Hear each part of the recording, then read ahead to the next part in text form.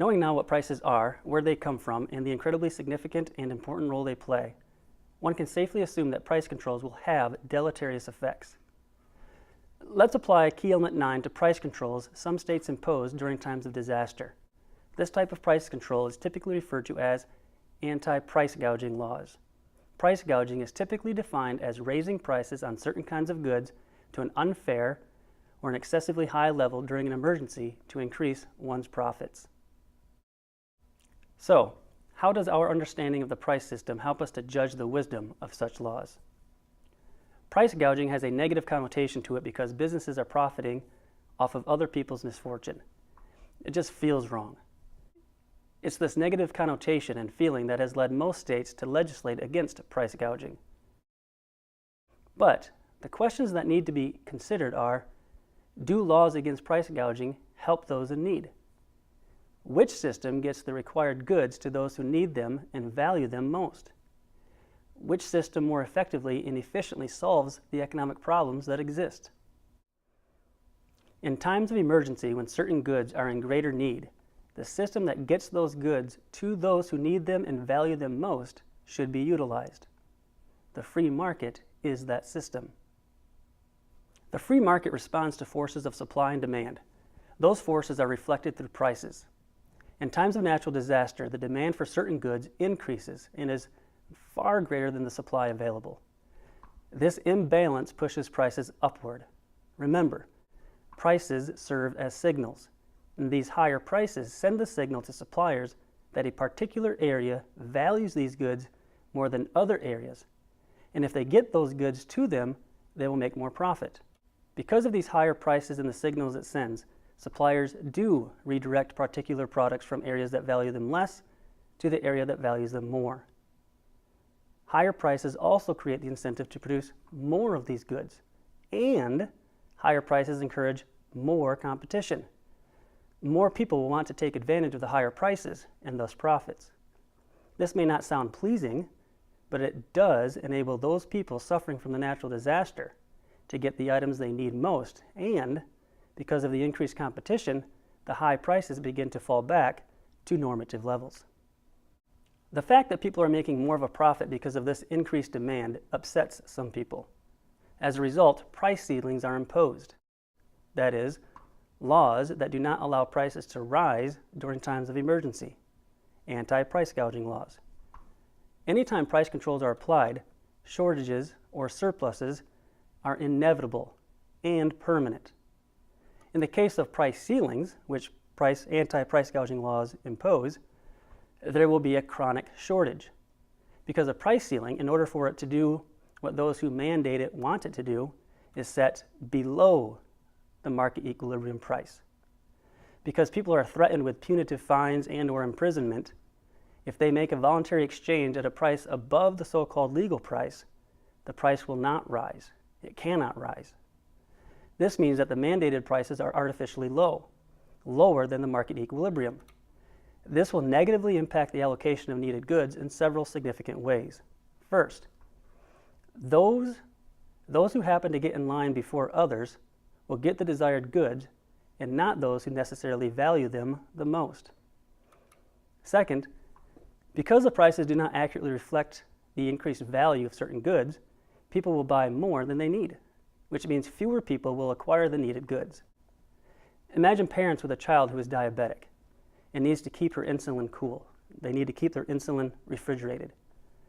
Suppose the cause of the emergency left them without power. They are in dire need of an electric generator. If prices were allowed to fluctuate based on market conditions, the price for an electric generator would be higher than normal, which would likely dissuade some people from buying one for purposes much less necessary than preserving vital medicine. But because of the anti-price gouging law, the price for generators is far below market value. When Dad runs to the store to purchase an electric generator so he can keep his child's insulin cool, what are the chances there will be one available? Not nearly as likely as if prices were allowed to fluctuate based on the now increased value people put on them. Not allowing prices to rise when demand is much greater than supply will lead to hoarding and the misallocation of scarce goods. Those who value them most will not necessarily get them. Furthermore, when anti-price gouging laws are imposed, no signal is created to indicate the increased demand for certain goods. No signal is sent telling businesses to redirect particular products to those who need them most. No signal is sent to attract an increase in supply of needed goods. No signal is sent that would lead to greater supply and competition. In the end, it will take much longer for the people to acquire the necessary products to help alleviate their horrible conditions. Experience has shown us that with or without price controls, with or without anti-price gouging laws, millions of Americans will provide charity. Donations of money, food, supplies, the needed goods, and service. But that charity, though helpful, is not sufficient and not as efficient as voluntary exchange. This is another case where feelings and good intentions truly hurt the ones intended to be helped. The claim that allowing the price system to operate freely and raising prices for needed goods is immoral is incorrect and reveals a misunderstanding of the price system and the nature of trade. First off, it is not the producer or the seller that is raising prices. It is the imbalance between demand and supply. When demand is much higher than supply, prices will be pushed upward. Businesses that allow prices to increase are not necessarily taking advantage of the situation. Recall the 3 stages of production. Not all goods are produced at the same cost. Businesses do not arbitrarily choose how much to supply.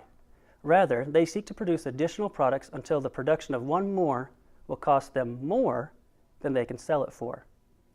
Once that point is reached, additional production stops. Thus, the only way they will choose to produce more is if it is profitable. And it can only be profitable to produce more if prices rise. Otherwise, they will lose money and become less competitive and perhaps lose business, or worse, fail. Allowing the price system to work based on the market forces of demand and supply is also moral because it recognizes and protects the right of voluntary exchange. As long as trades are voluntary, no one is being exploited because the foundation of trade is mutual gain. Both parties to a voluntary exchange profit. Both are better off after trading, otherwise the trade would not have occurred. Of course, one would rather pay less for something, but no one ever pays more than they are willing. Furthermore, no person or group of people, even government, has the authority to tell you what you may or may not pay for an item that you desire. To allow such laws is to violate property rights, which includes the right to trade. Thus, one could argue price control laws are immoral. Another way of looking at the morality of allowing prices to adjust freely based on market conditions is to consider the negative effects of price controls. As mentioned, it leads to hoarding, and it makes it less likely that those who really need a particular good will get it. Moreover, imposing price controls impedes a more efficient process of helping the hurting. Based on proper understanding of economics, of reality, on how the invisible hand of market prices operate, how can a system that imposes price controls be considered moral or more ethical than a system that allows prices to fluctuate freely? Answer: it can't. You can't legislate against the laws of economics any more than you can legislate against the laws of physics.